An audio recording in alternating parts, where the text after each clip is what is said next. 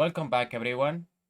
A common question I receive from students is, can I just learn a system or a specific opening that I can play all the time without having to study a lot of theory? So in this video, I will cover two things. First, the different types of openings, and I will explain 10 easy to learn positional openings. I encourage you to choose according to your style. I also made a video to help you identify your competitive advantages and find the right fit for your playing style without overwhelming yourself with memorization. So without further ado, let's jump right in. Alright, I put together this table where I divide positional versus tactical openings. And the main characteristics of the tactical openings is that you get aggressive play. They are more complex. There is opportunities for sacrifices.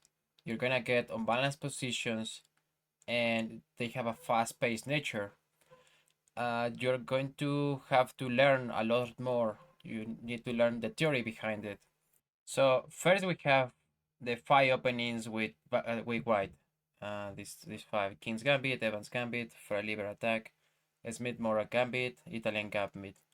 What they have in common is, except for the Liber Attack, you sacrifice a pawn in order to gain development.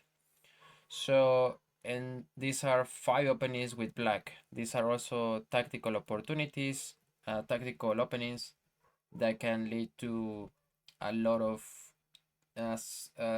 dynamic play. Now, let's move on to the positional openings, which they require a more strategic play. You're going to do a lot more maneuvering. You have solid structures. The pawn structures are also really solid. This is gradual development. They are predictable, but they're also easy to learn. So here, nothing is really happening. It feels like it's a slow pace, but yeah. So these are the some of the examples that you can see in the positional plays with white. You can play the Queen's Gambit. I put an asterisk on this one because there is some traps, there is some things that you should know, but still it leads to very positional. Now the London system, yeah, everybody's playing this, and many people love the sacrifices, love the tactical play, but the only opening they play is the London, so I don't really understand it. Now the Ruy Lopez, this is also a very positional understanding. The Catalan with white. Now we have other options to play with black. The Caro-Kann Defense is really solid. For example, Levy, he's a tactical player, but he plays the Caro-Kann Defense, and I don't see him realizing his full potential. But okay. The French defense, Nimzo Indian defense, the King's Indian defense, Slav defense, and the Pierce defense. So today we're going to see five openings with black and five openings with white in the positional side of it, where it doesn't mean, so just a warning here, if I say positional, doesn't mean you don't get any tactical chances. You're going to get some, but the nature of these openings are like this. And tactical, you still have to learn positional ideas. So this is not black or white entirely. There is gray areas in these openings, but it's just the nature of these openings. So okay, let's jump into the action. Okay, we can play the London. The London system is one of the most popular and easy to learn openings. It starts with d4, fighting for the center. Now we get something like knight f6. Okay, so this is all normal. We develop your knight and to f3, knight f3, then bishop f4. After this pawn push, you develop your bishop to f4. So this is your setup. It's not going to change. That is why these are easy to learn openings. These are positional openings where you're going to have a similar setup all the time. Now you can have different responses with black, but you're not going to change much your setup anyway. So let's say that you get d5. Now you can play e3, e3. So you can develop your other bishop maybe to d3, or you can go b5. So either option is fine here. And now let's say that your opponent gets a bit aggressive and he plays c5. You don't change your strategy so much. You put this pawn here to defend this central pawn. So you play c3 to defend d4. Now let's say that you get bishop g7, and now you develop your bishop to d3. So pointing at this diagonal, and life is good. So now you have your knights develop, knight on d2, on f3, your bishops develop. So I also put the pyramid here of opening principles. As you can see, the first thing you want to do is take control of the center. The second is avoid premature attacks. Third, developing your pieces. So I think we have accomplished this so far. The next point is king safety. So castling. Castling will be the next move. Let's say you get queen, so you still have to be aware of the threats. Queen b6. And you can play something like queen c2. And now after castles, you castle. So you get your king to safety. And that's it. That is the London. What are the pros of the London system? It's easy to learn, it's flexible against various openings, and promotes a solid structure. The cons is that it can be too passive against aggressive players, and it doesn't like a lot of variety in play. Let's see another variation which is also interesting. Let's go back here. So d4, knight f6, knight f3, g6. So okay, this is normal moves. Now instead of pushing this pawn to c3 or c4, which are interesting ideas, you can go knight f3, sorry, knight c3. And now you have the option of attacking this pawn.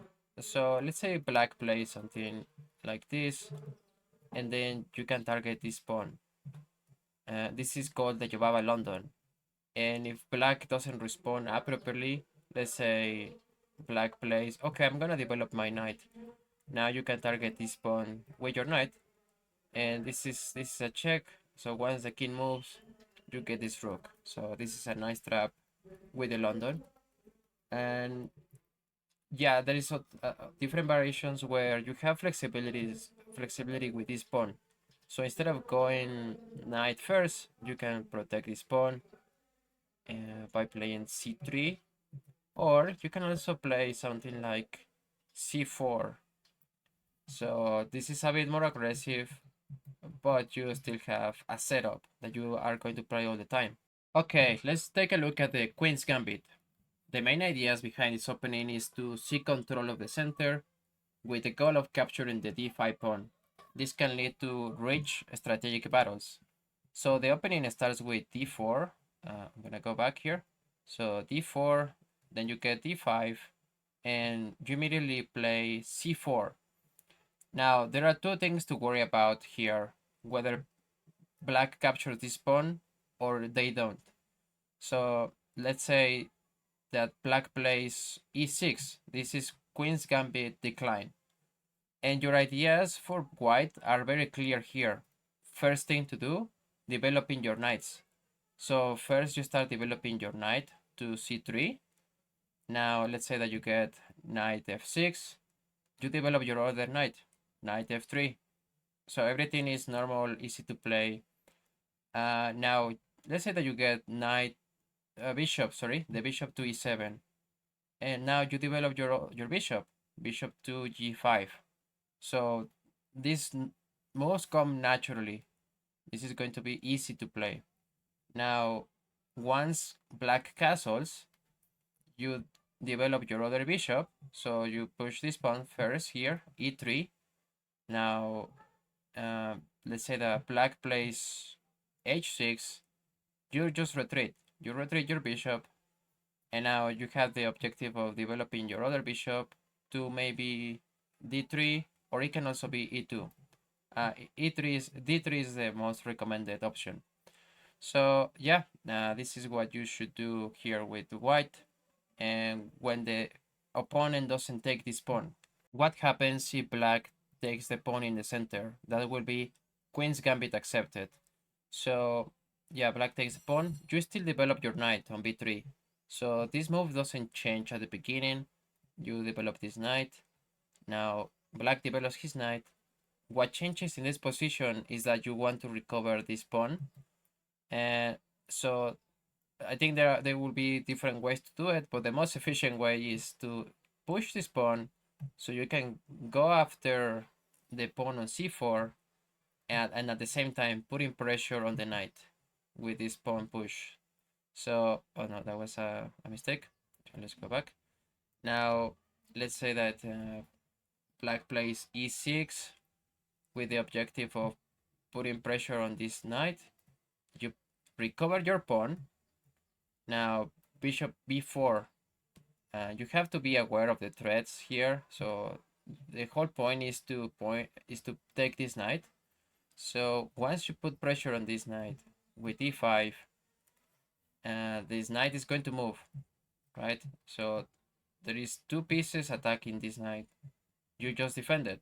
You defended with your bishop, and once you take back with the pawn, you don't want to take with the bishop here, because even though it will be equal material, here the advantage that you have is with the bishops.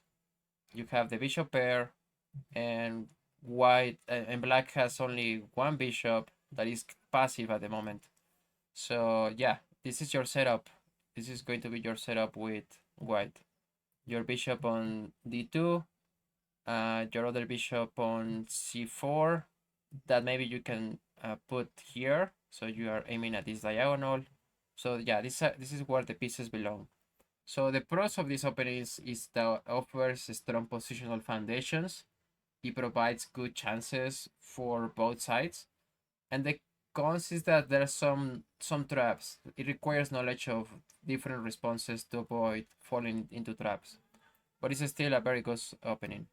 The Colle System. This is a very easy to learn opening where you go d4, d5, you develop your knight to f3, after knight f6, e3. That's it. That is the whole Colle system. Now you can have different responses here. One of the best responses for black is actually not to develop this bishop, but to play e6. So now what you want to do is developing normal development.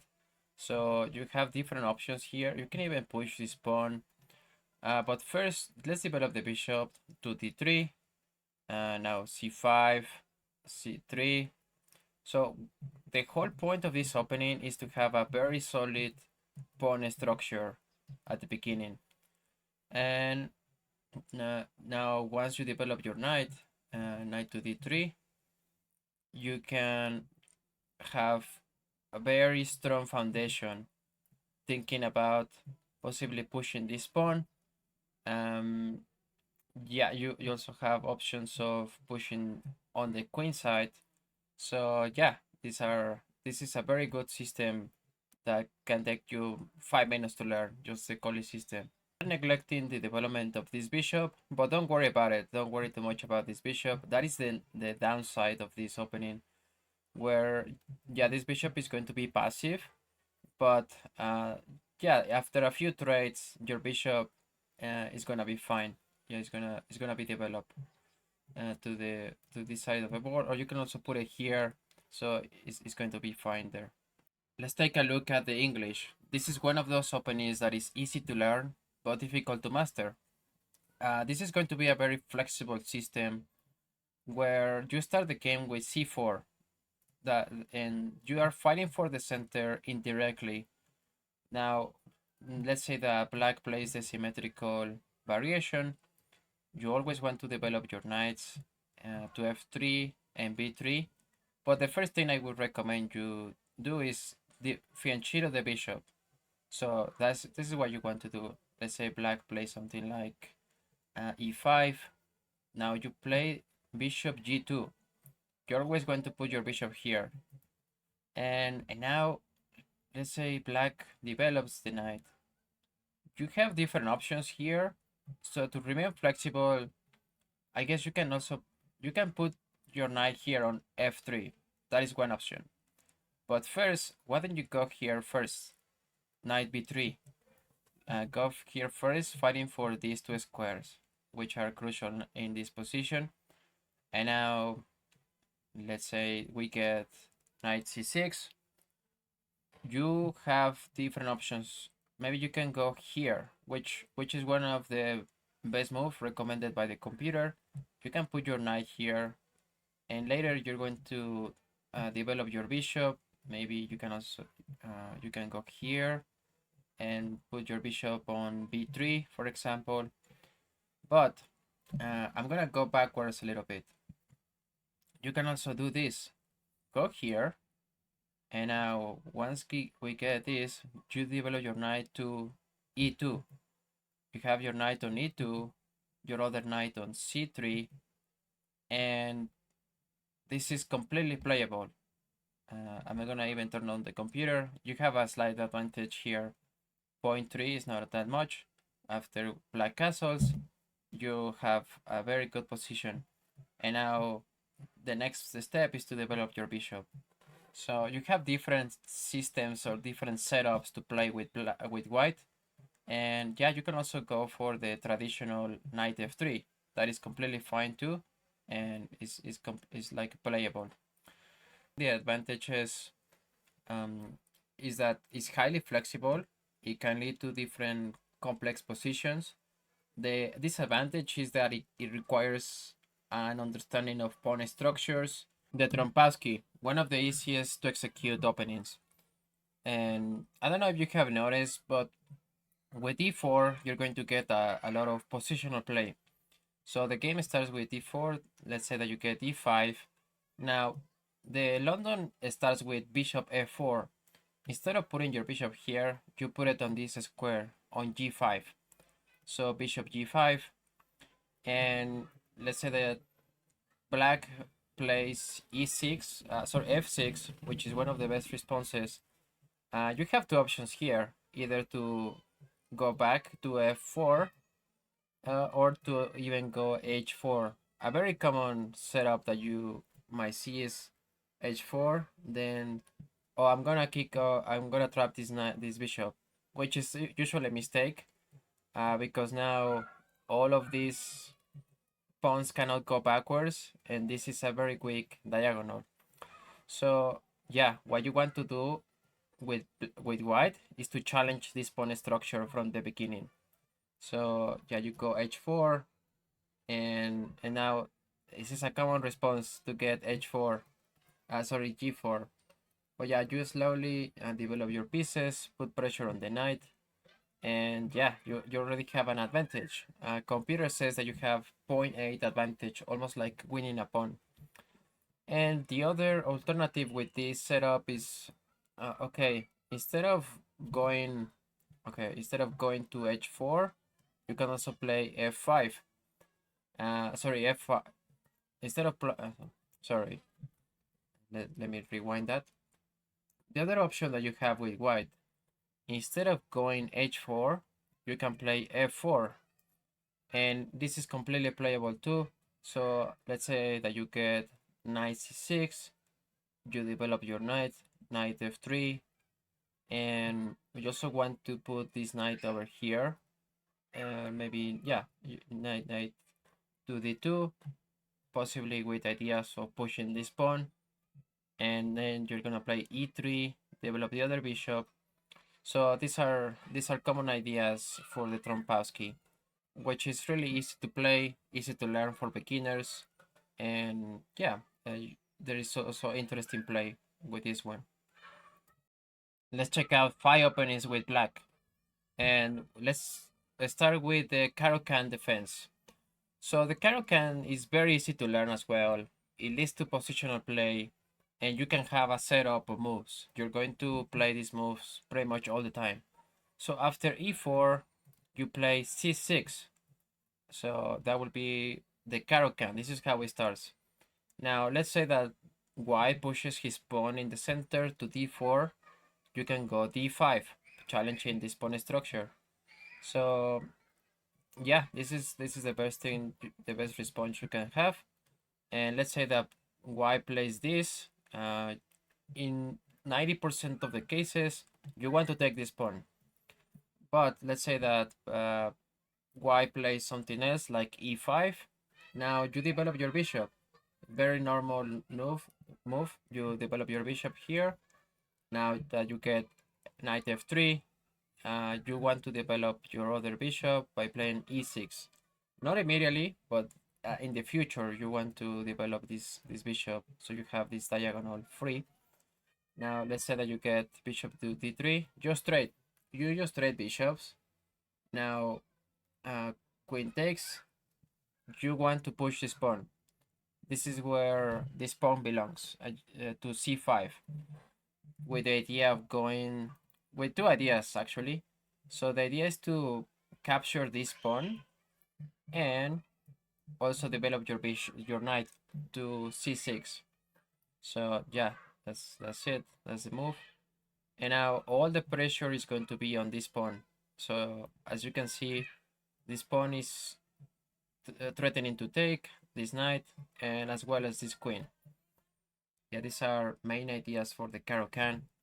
Now to develop your knight, you go to e7 and then you put it here on f5. So yeah, these are just developing, and all the pressure is going to be here. So you don't even have to think much about, what is my game, what is my plan. All the ideas are to put pressure on this pawn. So yes, as you can see, you have developed your pieces, and you are also ready to castle at this point. Maybe bringing your rook to c8. Castling is good. Another idea is to challenge this pawn structure by going to f6. So these are very good moves for black. So yeah, learn the Caro-Kann. This is another alternative. The Slav Defense. This one is also easy to learn, and it comes after you see the Queen's Gambit. So the Queen's Gambit starts with d4, d5, c4, right? So maybe you have different options here. You can take, you can also defend it with your knight, or even put this pawn here to defend. But the Slav Defense is actually an excellent idea to defend this pawn by playing c6. So you play c6. One of the best responses for white is to develop the knight c3. So you do the same. You develop your knight to f6. Now, once the other knight develops, you protect this pawn. So here is a 5 for the center from the beginning, especially the d5 square. So yeah, these are normal moves. Okay, white is pinning your knight. You defend your knight. Okay, don't freak out, you defend your knight. And now you are going to bring your other knight here and develop your bishop. So yeah, these are after you castle. You bring the other knight to protect it from any. So the plan for white is to capture this pawn, right? So white is gonna bring in his queen, and after they capture, they want to give a check here, but that's why you're putting your knight to defend this other knight. Okay, after the castle, you kick out the bishop, and yeah, you can either take here. You can also go for ideas of playing knight b6, so b5. You also have ideas of queenside expansion with your pawns. So after bishop retreats, you develop your bishop. Here you have completed development. Your knights and your bishops are developed. The only thing left to do is to connect your rooks according to the pyramid of principles. But yeah, here you are doing fine, and we're playing chess here. So yeah, everything is good. let's learn now the French defense, which is one of the strongest responses for black. So after you see e4, you play e6. Okay, that is the whole start of the French defense. White wants to take over the center, so it's very logical to play d4. Now you go d5, right? So that will be this will be the close variation, the French defense of the close variation. The other variation, we're gonna see it later, is where white takes this pawn. But both of them are really playable. Now I want you to remember the Caro-Kann defense. We have similar ideas to that one, where you push c5, and now with the point of playing knight c6. So yeah, this is very similar. Now you're going to fight for the center here. So the French defense is transposing into playing the Caro-Kann. You have very similar ideas here. So now you're gonna put your knight here, jumping with the knight, developing the bishop. So it's just very similar. Okay, I'm gonna go backwards because the other option that the white has is to actually take the pawn. So if they take the pawn, don't freak out, just take the pawn in the center. Now white wants to develop pieces, knight f3, you also develop your knight, and what you want to do is quickly castle, right? So you develop your knight, you develop your bishop, and then castle. White castles too. Now this is going to be very similar to the Slav defense, where you want to protect your knight with the other knight. You want to protect this knight with the other knight. So yeah, don't overcomplicate it. Now you develop your bishop. Once white has similar ideas, he's protecting the knight with his knight, and now you play something similar to the Slav defense. Okay, now you have developed your bishops, your two knights, and you have a very solid position. So yeah, okay. I think this is the French defense is a very good option for beginners and also advanced players. It's solid, reliable. It provides counter-attacking chances. The modern defense. This is one of the most popular openings these days, especially played by Hikaru Nakamura. So the game starts with d4. Now you put your knight here, knight f6, and with the whole point of fianchetto the bishop. So once you play g6, now white wants to develop pieces, and you get your king to safety quickly. So now you have this setup of the knight on f6, bishop on g7, with ideas of pushing these pawns. So what you have to learn here is when to push these pawns. So you have to strike in the center. And okay, once white develops the bishop and castles, now you have to develop your knight, right? So yeah, this will be the modern defense, which is easy to have this setup of the knight here, but now you have different options of playing with the knight, maybe going back to the center. So yeah, this is also a flexible opening, so you have different ideas here. Another that you have it starts very similarly. I'm gonna go backward. It's like an extra option. You get d4, knight f6. This is the Nimzo. So c4, for example, e6. So instead of going g6, you play e6.